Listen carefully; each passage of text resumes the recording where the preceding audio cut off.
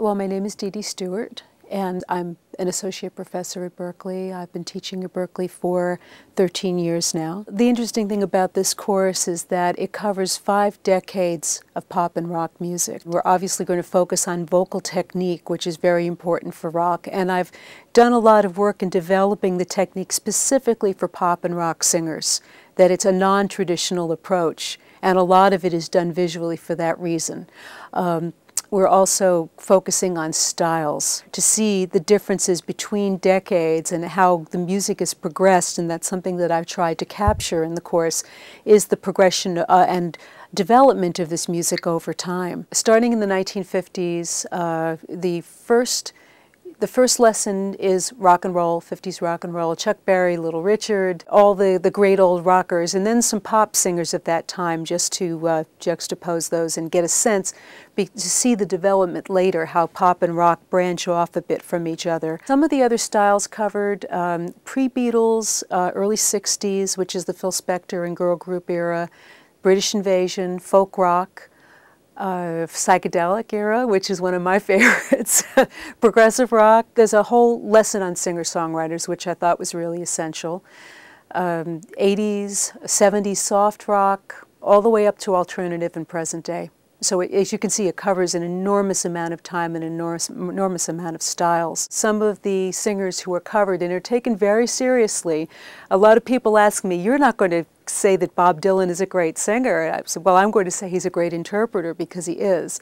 So starting with Chuck Berry, obviously Lennon and McCartney, Nick Drake, Janis Joplin, The Police, Jeff Buckley, Radiohead. Anybody I thought was really significant and represented a particular sound and a particular style I wanted to put in there. What I would like to see at the end of the course are students who technically have the tools to do what they couldn't do before. If they're having issues, there's a lot of issues around singing rock and even singing pop, primarily to do with breath support. And it's very tricky and it's very hard to learn in a teacher-student setting. I'm trying to make this so much more user-friendly and within the context of music that people really enjoy, so that the technique goes down easy. And that not only is it pleasurable to do, but it really, every technique that is there is specifically designed to a different style of pop and rock. And that it has to do, whether it's enunciation or breath support, breath management, forward placement, all these techniques that might be rather dry in a traditional sense, I've tried to make them really alive with the music. Obviously the history will be fun for people and will flesh all that out. And then they'll also be able to gain a sense of how to be a better performer.